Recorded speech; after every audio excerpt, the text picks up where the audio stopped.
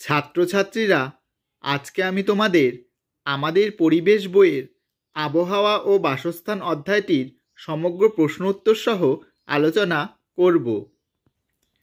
তোমরা পাঠ্য বইয়ের 46 নম্বর পৃষ্ঠায় দেখো, 1 নং ও 2 নং ছক দেখে লেখো গাছ কিভাবে অক্সিজেন ও কার্বন ডাই অক্সাইডকে কাজে লাগায়।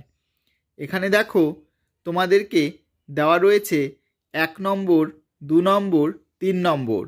এখানে আমি লিখে দিয়েছি গাছ পরিবেশ থেকে কার্বন ডাই অক্সাইড গ্রহণ করে, সবুজ পাতায় খাদ্য তৈরি করে ও পরিবেশে অক্সিজেন ত্যাগ করে।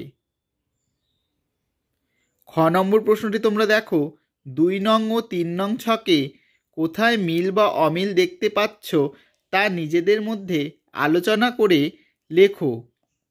এখানে আমি তোমাদেরকে লিখিয়ে দিয়েছি, এখানে অমিল হলো গাছ পরিবেশ থেকে কার্বন ডাই অক্সাইড গ্রহণ করে ও প্রাণী পরিবেশ থেকে অক্সিজেন গ্রহণ করে।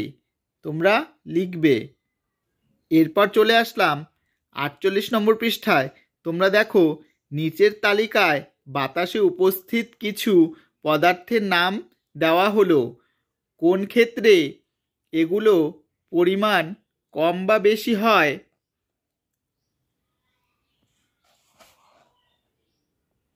কম বা বেশি হতে পারে তা নিজেদের মধ্যে বলা বলি করে লেখো। এখানে দেখো বাতাসে থাকা কয়েকটি পদার্থের নাম এখানে আছে কলকারখানা অঞ্চলে। তাহলে বাতাসে থাকা পদার্থের নামে দেখো 1 নম্বরে অক্সিজেন, 2 নম্বরে কার্বন ডাই অক্সাইড, 3 নম্বরে ধুলোর কণা। তাহলে কলকারখানা অঞ্চলে অক্সিজেন কম থাকে, কার্বন ডাই অক্সাইড বেশি থাকে, ধুলোর কণা বেশি থাকে। এরপর চলে আসলাম 49 নম্বর পৃষ্ঠায়।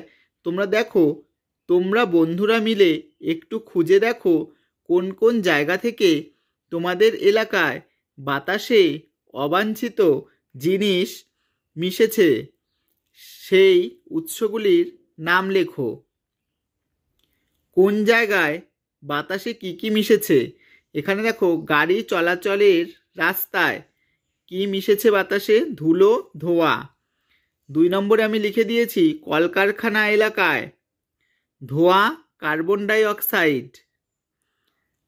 কয়লা খনি অঞ্চলে কয়লার গুঁড়ো। চটকল এলাকায় পাটের রোয়া, বাতাসে এগুলো মিশেছে। এরপর তোমরা 50 নম্বর পৃষ্ঠায় দেখো, বছরের কোন কোন সময়ে উষ্ণতা বাড়ে বা কমে। এবার নিচের ছবিগুলি দেখো, বছরের বিভিন্ন সময়ের বৈশিষ্ট্যগুলো ছবির পাশে লেখো। এখানে ঋতুর নাম দেওয়া রয়েছে আর বৈশিষ্ট্য দেওয়া রয়েছে, আর দেখো এখানে ছবি দেওয়া রয়েছে পাশে। তাহলে দেখো, হাঁস ফাঁসানো গ্রীষ্মে সবার প্রাণ করে আই ঢাই। তাহলে এখানে গ্রীষ্ম ঋতুর কথা বলা হয়েছে, তাই ঋতুর জায়গায় আমি গ্রীষ্ম লিখে দিয়েছি। আর বৈশিষ্ট্যগুলো দেখো কি হবে। 1 নম্বর, সূর্যের প্রচণ্ড তাপ থাকে। 2 নম্বর, প্রচণ্ড জলতেষ্টা পায়। 3 নম্বর, গরমে শরীর থেকে ঘাম বের হয়। এরপর দেখো এখানে বর্ষাকালের একটা ছবি দেওয়া রয়েছে, আর ওপরে কি লেখা রয়েছে? নীল নব ঘনে আষাঢ় গগনে তিল ঠাই আর নাহিরে। তাহলে এখানে বর্ষা ঋতুর কথা বলা হয়েছে। বর্ষা ঋতুর বৈশিষ্ট্যগুলি আমি তোমাদের বলে দিচ্ছি। 1 নম্বরে দেখো, আকাশ কালো মেঘে ঢেকে থাকে। 2 নম্বর, প্রচণ্ড বৃষ্টি হয়। 3 নম্বর, বর্ষাকালে বন্যা দেখা যায়। এরপর ছবিটা তোমরা দেখতেই পাচ্ছ যে সাদা মেঘ আর নিচে কাশফুল। কি লেখা আছে? আকাশ জুড়ে ছড়ানো মেঘ পেঁজা তুলোর ভেলা। তাহলে এটা শরৎ ঋতুর কথা কিন্তু বলা হয়েছে। তাহলে ঋতুর নামে শরৎ কিন্তু লিখে দিয়েছি আমি। এই ঋতুর বৈশিষ্ট্যগুলি হলো, আকাশে সাদা মেঘ ভেসে বেড়ায়। 2 নম্বর, এই সময় দুর্গাপূজা হয়। 3 নম্বর, কাশ ও শিউলি ফুল ফোটে। এরপরের ছবিটা তোমরা দেখো, সবাই ধান কাটছে আর ওপরে কি লেখা আছে, মাঠে মাঠে সোনালী ধান, চাষির মুখে আনন্দের গান। তাহলে এটা হেমন্ত ঋতুর কথা কিন্তু বলেছে। ঋতুর জায়গায় আমি হেমন্ত লিখে দিয়েছি। এই ঋতুর বৈশিষ্ট্যগুলি হলো, 1 নম্বরে দেখো সোনালী ধানে ক্ষেত ভরে যায়। 2 নম্বর আকাশে মেঘ থাকে না। 3 নম্বর ঘরে ঘরে নবান্ন উৎসব চলে। এরপর ছবিটাতে দেখো সবাই গরমের জামা কাপড় পরে রয়েছে আর ফুল ফুটেছে গাছে।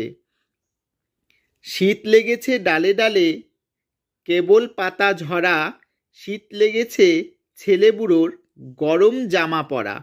তাহলে এখানে শীত ঋতুর কথা বলা হয়েছে। আমি ঋতুর জায়গায় শীত লিখে দিয়েছি।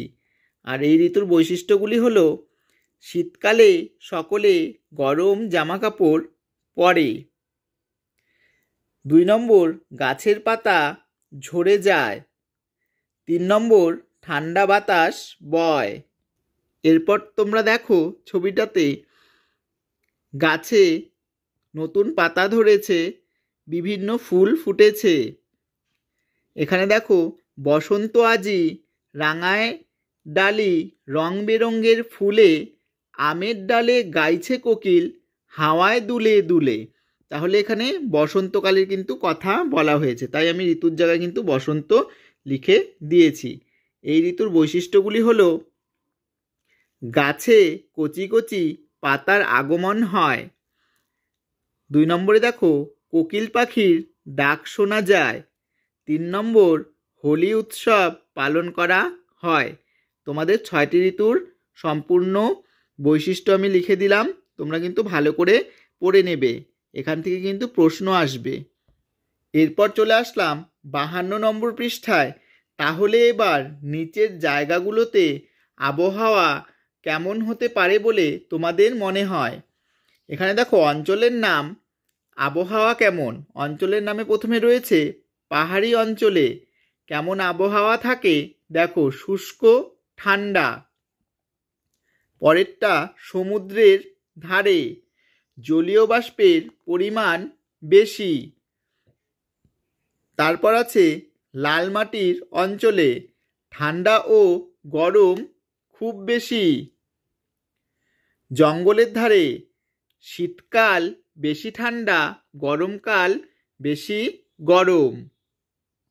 এরপর দেখো বছরের নিচের মাসগুলোতে আবহাওয়ার বিভিন্ন বিষয়গুলো কেমন ছিল তা তোমার অভিজ্ঞতার ভিত্তিতে পূরণ করো।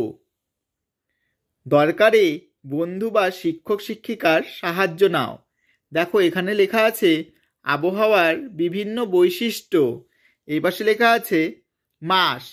তাহলে দেখো মাসে লেখা আছে বৈশাখ জ্যৈষ্ঠ এপ্রিল মে জুন।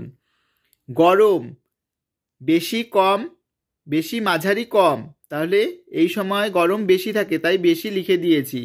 রোদ ঝলমলে ছিল মেঘলা ছিল, রোদ ঝলমলে ছিল। বৃষ্টি কতটা হয়েছে, বেশি মাঝারি না কম, মাঝারি। বাতাস কিভাবে বইছিল, জোরে আস্তে জোরে।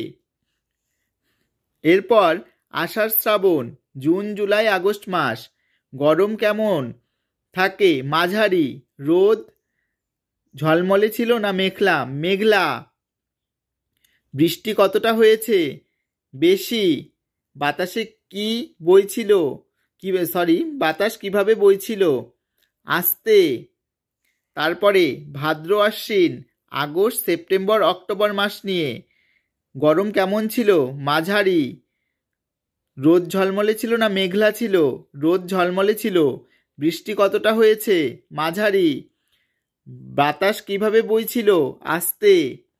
এরপর কার্তিক অগ্রহায়ণ অক্টোবর নভেম্বর ডিসেম্বর গরম কেমন ছিল, কম।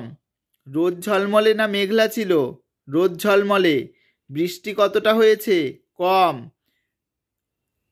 বাতাস কিভাবে বইছিল, আস্তে।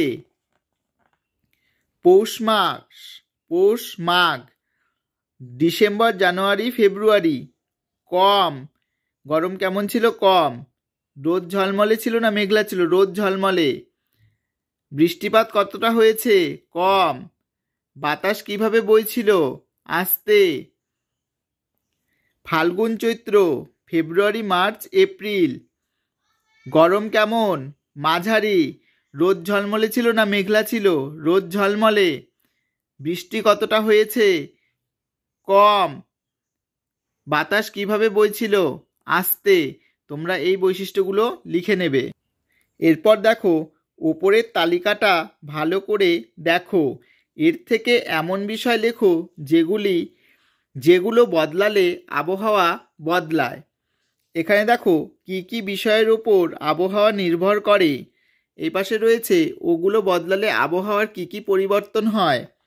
প্রথমে দেখো তোমাদের লেখাই আছে বইয়ে 1 নম্বরে বাতাসে জলীয় বাষ্পের পরিমাণ।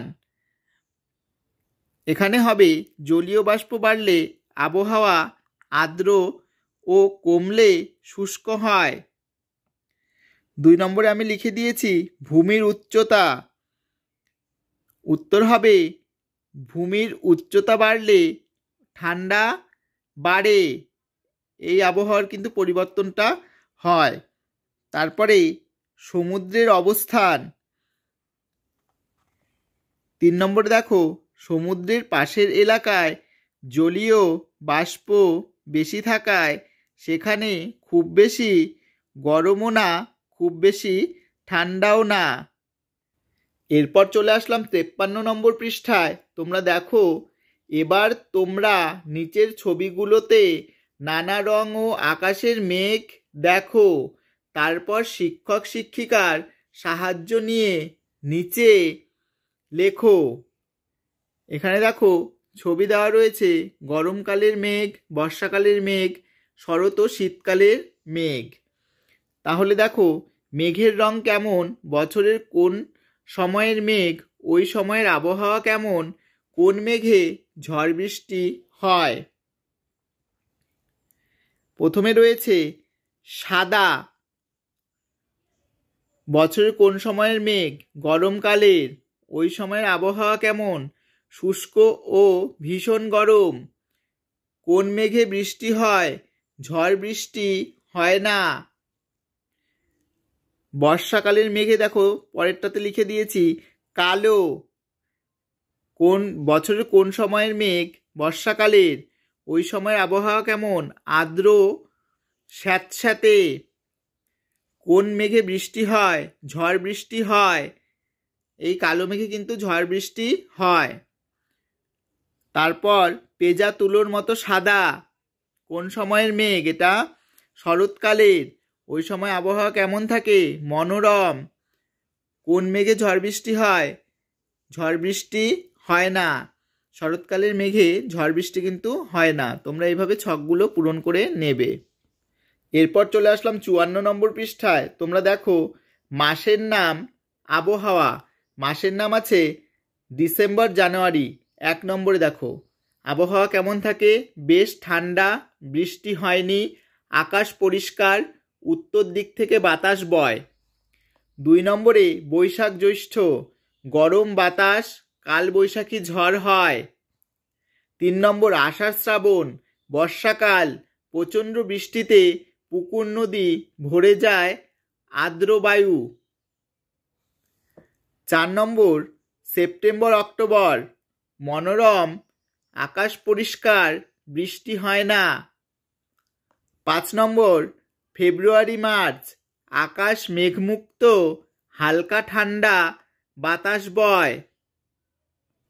এরপর দেখো তোমার অঞ্চলের বিভিন্ন ঋতুর ফুল, ফল ও উৎসবের কথা নিজেদের মধ্যে আলোচনা করে নিচের ফাঁকা স্থান পূরণ করো।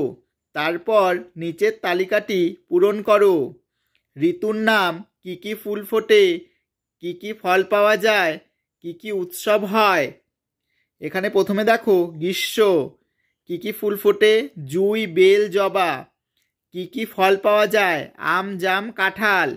কি কি উৎসব হয়, রবীন্দ্র জয়ন্তী, বর্ষবরণ, জামাই ষষ্ঠী। এরপর শরৎ, কি কি ফুল ফোটে, শিউলি, পদ্ম, কাশ। কি কি ফল পাওয়া যায়, আপেল আনারস। কি কি অনুষ্ঠান হয়? দুর্গাপূজা, লক্ষ্মী পূজা। শীত, শীতের সময় কি কি ফুল ফোটে? গাঁদা, সূর্যমুখী, চন্দ্রমল্লিকা। কি কি ফল পাওয়া যায়? কমলালেবু, পেয়ারা। কি কি উৎসব হয়? সরস্বতী পূজা, বড়দিন। বসন্তকাল, কি কি ফুল পাওয়া যায় বা ফোটে? পলাশ, শিমুল, দোলনচাঁপা। কি কি ফল পাওয়া যায়? আঙুর, শশা, শাকালু। কি কি উৎসব হয়? দোল উৎসব, শিবরাত্রি। তোমরা লিখে নেবে। এরপর চলে আসলাম 55 নম্বর পৃষ্ঠায়। তোমরা এবার ঋতু নিয়ে লেখা গান বড়দের ও শিক্ষক শিক্ষিকার সাহায্য নিয়ে সংগ্রহ করো ও বিভিন্ন ঋতুতে এগুলো গাওয়ার চেষ্টা করো। ঋতুর নাম, গানের প্রথম লাইন। ঋতুর নাম গ্রীষ্ম। দেখো, দারুণ অগ্নিবাণে রে এসো হে বৈশাখ। বর্ষা, মনোমর মেঘেরও সঙ্গী আজই ঝড়ো ঝড়ো। শরৎ, শরৎ তোমার অরুণ আলোর অঞ্জলি, মেঘের কোলে রোদ হেসেছে। হেমন্ত, হিমের রাতে ওই গগনের দ্বীপগুলি রে। শীত, শীতের হাওয়ায় লাগলো নাচন, এলো যে শীতের বেলা। বসন্ত, নীল দিগন্তে বসন্তে ফুল গাঁথলো। এই গানগুলো প্রথম লাইনগুলো লিখে দেওয়া হলো, তোমরা এগুলো ভালো করে গেয়ে শিখে নেবে। এরপর তোমার যে ঋতু সবচেয়ে ভালো লাগে তার সম্পর্কে লেখো। এখানে দেখো, আমার শীত ঋতু ভালো লাগে। একপাশে দেখো ঋতুর পরিচয় আর বর্ণনা। 1 নম্বরে দেওয়া আছে কোন কোন মাস জুড়ে ওই ঋতু। বর্ণনাতে হবে পৌষ ও মাঘ। 2 নম্বর, আবহাওয়া কেমন থাকে? ঠান্ডা থাকে। 3 নম্বর, কোন কোন ফসল ফলে? ধান, ফুলকপি, গাজর। 4 নম্বরে, কি কি উৎসব হয়? সরস্বতী পূজা, নবান্ন। 5 নম্বরে, ওই সময় মানুষ কি কি পোশাক পরে? সোয়েটার, চাদর, টুপি। 6 নম্বর, ওই সময় কি কি ফুল ফোটে? গাঁদা, সূর্যমুখী, চন্দ্রমল্লিকা। এরপর চলে আসলাম 58 নম্বর পৃষ্ঠায়। তোমরা পাঠ্য বইয়ে দেখো। তোমরা এবার আগের ছবিগুলো ভালো করে দেখো আর ছবির উদ্ভিদ আর প্রাণীদের নাম লেখো। চিনতে পারলে তাদের থাকার জায়গাগুলি লিখে ফেলো। প্রথমে দেখো আছে উদ্ভিদের নাম, থাকার জায়গা, প্রাণীর নাম, থাকার জায়গা। এখানে 1 নম্বরে উদ্ভিদের নাম আছে কলমি শাক, থাকার জায়গা হচ্ছে পুকুরের ধারে। 2 নম্বর আম গাছ, স্থলে। 3 নম্বর সেগুন গাছ, স্থলে। 4 নম্বর পদ্ম গাছ, জলে। 5 নম্বর সুন্দরী গরান, সুন্দরবনে। 6 নম্বর পাইন গাছ, পাহাড়ে। 7 নম্বর ক্যাকটাস, মরুভূমিতে। 8 নম্বর নারকেল গাছ, স্থলে। এরপর দেখো প্রাণীর নামে প্রথমে 1 নম্বরে রয়েছে বাবুই, কোথায় থাকে? তাল গাছে। 2 নম্বর কেঁচো, মাটিতে। 3 নম্বর সাপ, গর্তের মধ্যে। 4 নম্বর রেড পান্ডা, পাহাড়ি অঞ্চলে। 5 নম্বর মাছ, জলে। 6 নম্বর বাঘ, বনে। 7 নম্বর হাঁস, পুকুরের জলে বা ডাঙায়। 8 নম্বর শালিক, গাছে বা বাড়ির আশেপাশে। তোমরা লিখে ফেলবে। এরপর চলে আসলাম 60 নম্বর পৃষ্ঠায়। আগের পাতার ছবি দেখে জীবদের থাকার নানা রকম জায়গার নাম লেখো। জীবের নাম, জীবদের থাকার নানা রকম জায়গার নাম। এখানে দেখো 1 নম্বরে উট লেখা আছে, 2 নম্বরে বাঘ, 3 নম্বরে তিমি, 4 নম্বরে মাছ, 5 নম্বরে বানর। এদের থাকার জায়গাগুলো তোমরা দেখো, মরুভূমি 1 নম্বরে, 2 নম্বরে জঙ্গল, 3 নম্বরে সমুদ্রে, 4 নম্বরে জলাশয়ে, 5 নম্বরে গাছের ডালে। তোমরা এই দুটোর সাথে কিন্তু মিলিয়ে লিখে নেবে। নাম্বারগুলো দেখলেই বুঝতে পারবে কে কোথায় থাকে। 1-এর সাথে 1 মিলাবে, 2-এর সাথে 2, 3-এর সাথে 3, 4-এর সাথে 4, 5-এর সাথে 5। এরপর তোমার জানা এরকম কতগুলি উদাহরণ দাও যেখানে একটি জীব অন্য আর একটি জীবের বাসস্থান তৈরি করে দেয়। এখানে দেখো বিষয় আর এই পাশে আছে উদাহরণ। বিষয়ে কি রয়েছে? একটা উদ্ভিদ আরেকটা উদ্ভিদের বাসস্থান তৈরি করে। এখানে দেখো 1 নম্বরে খেজুর গাছ লতানো গাছের বাসস্থান। 2 নম্বরে দেখো একটা উদ্ভিদ আরেকটা প্রাণীর বাসস্থান তৈরি করে। দেখো বটগাছ পাখির বাসস্থান তৈরি করে, কারণ কি বটগাছে অনেক পাখিরা বাসা বাঁধে। তারপর দেখো 3 নম্বরে একটা প্রাণী আরেকটা প্রাণীর বাসস্থান তৈরি করে। দেখো উকুন মানুষের মাথায় বাসস্থান তৈরি করে। উকুন কিন্তু একটা প্রাণী, আবার মানুষও একটা প্রাণী, তাই একটা প্রাণীর মধ্যে আরেকটা প্রাণীর বাসস্থান তৈরি করেছে। এরপর চলে আসলাম 61 নম্বর পৃষ্ঠায়।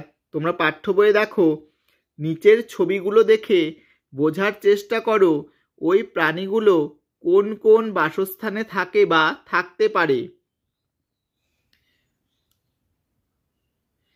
প্রাণীর নাম যেসব জায়গায় দেখতে পাবে।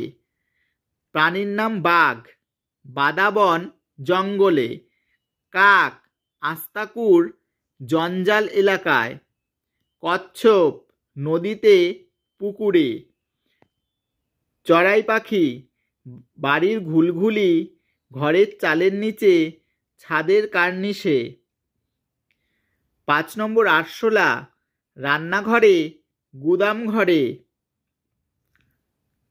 6 নম্বর গোসাপ জলাভূমিতে গাছে। এরপর চলে আসলাম 63 নম্বর পৃষ্ঠায়। তোমরা নিচের ফাঁকা স্থান পূরণ করো। শেষ যেখানে বেড়াতে গেছো, কিভাবে গিয়েছিলে, কতদিন থেকেছো, কি কি দেখেছো, তোমার কেমন লেগেছে, সেই এলাকার কাছাকাছি কোনো বিখ্যাত জায়গার নাম। তাহলে দেখো শেষ যেখানে বেড়াতে গিয়েছিলাম সেটা হচ্ছে আসামে। কিভাবে গিয়েছিলে? ট্রেনে করে। কতদিন থেকেছো? 5 দিন। কি কি দেখেছো? কামাখ্যা মন্দির, উমানন্দ, বশিষ্ঠ মন্দির, বালাজি মন্দির। তোমার কেমন লেগেছে? খুব ভালো লেগেছে। সেই এলাকার কাছাকাছি কোনো বিখ্যাত জায়গার নাম গুয়াহাটির কামাখ্যা মন্দির। তোমরা যখন শেষে যেই জায়গায় গিয়েছিলে সেই সম্পর্কে কিন্তু লিখবে। এরপর চলে আসলাম 64 নম্বর পৃষ্ঠায়। তোমরা পাঠ্য বইয়ে দেখো, এবার বাড়ির বড়দের, এলাকার লোকজনের, শিক্ষক শিক্ষিকার সাহায্য নিয়ে লিখে ফেলো। তোমার স্কুলের, বাড়ির, বেড়াতে যাওয়ার জায়গার কাছের ঝিলের নাম, সেখানকার গাছপালার নাম, সেখানকার দেখা প্রাণীর নাম, সেখানকার দেখা পাখির নাম। ঠিক আছে, এখানে দেখো আমি লিখে দিয়েছি রসিক বিল। তোমরা যেখানে তোমাদের বাড়ি তার পাশে যেই ঝিলটা আছে সেটা তোমরা কিন্তু লিখবে। সেখানকার গাছপালার নাম পদ্ম, কচুরিপানা, নারকেল, শাপলা, হোগলা ইত্যাদি। সেখানকার দেখা প্রাণীর নাম মাছ, ব্যাঙ, কচ্ছপ, সাপ, চিংড়ি ইত্যাদি। সেখানকার দেখা পাখির নাম হাঁস, বক, মাছরাঙা, পানকৌড়ি ইত্যাদি। তোমরা তোমাদের বাড়ির পাশের ঝিলের নাম লিখে এরকম করে ছকটা পূরণ করে দেবে। সেখানে কোন কোন পাখি ছিল, কোন কোন প্রাণী দেখেছো, সেখানে কি কি গাছ আছে লিখবে। এই অধ্যায়টি থেকে অনেকগুলো প্রশ্ন আমি তোমাদেরকে আরও লিখিয়ে দেব, যেগুলো এই শূন্যস্থান পূরণ বা বইয়ের ফাঁকা ঘর স্থান পূরণগুলো ছাড়াও আরও গুরুত্বপূর্ণ রয়েছে। 1 নম্বরে তোমরা দেখো বাতাসে মিশে আছে এমন 3টি গ্যাসের নাম লেখো।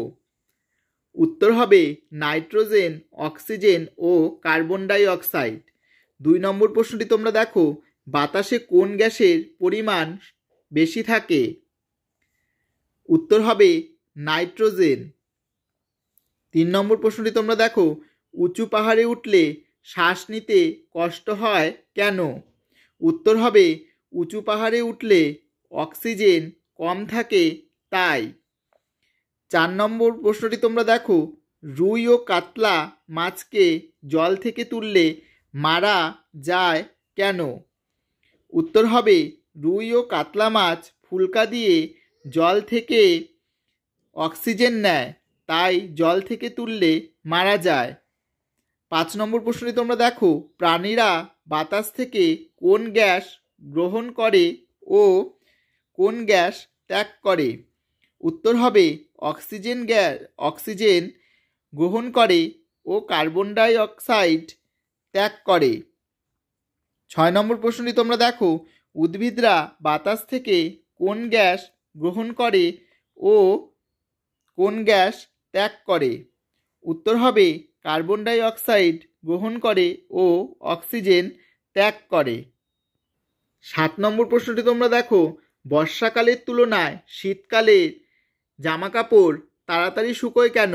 উত্তর হবে শীতকালে জলীয় বাষ্পের পরিমাণ বায়ুতে কম থাকে, তাই জামাকাপড় তাড়াতাড়ি শুকোয়। 8 নম্বর প্রশ্নটি তোমরা দেখো বাতাসে কি কি মিশে থাকে? উত্তর হবে কলকারখানার ধোঁয়া, গাড়ির ধোঁয়া, রাস্তার ধুলো, কয়লার গুঁড়ো, পাট ও তুলোর রোয়া ইত্যাদি।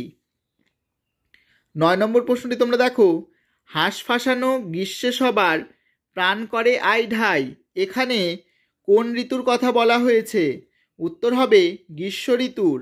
10 নম্বর প্রশ্নটি তোমরা দেখো নীল নব ঘনে আষাঢ় গগনে তিল ঠাই আর নাহিরে, এখানে কোন ঋতুর কথা বলা হয়েছে?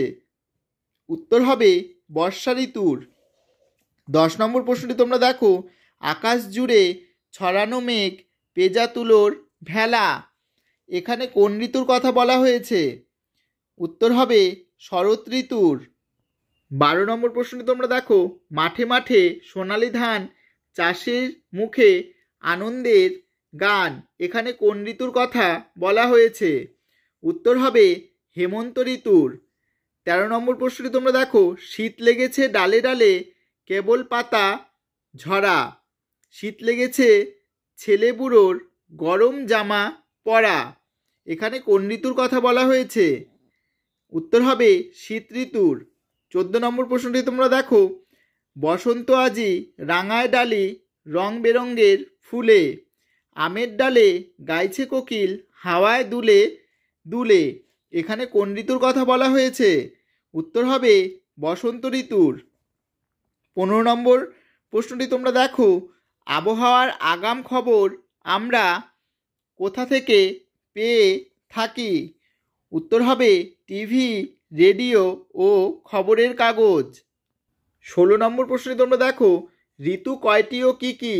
উত্তর হবে 6টি, গ্রীষ্ম, বর্ষা, শরৎ, হেমন্ত, শীত ও বসন্ত।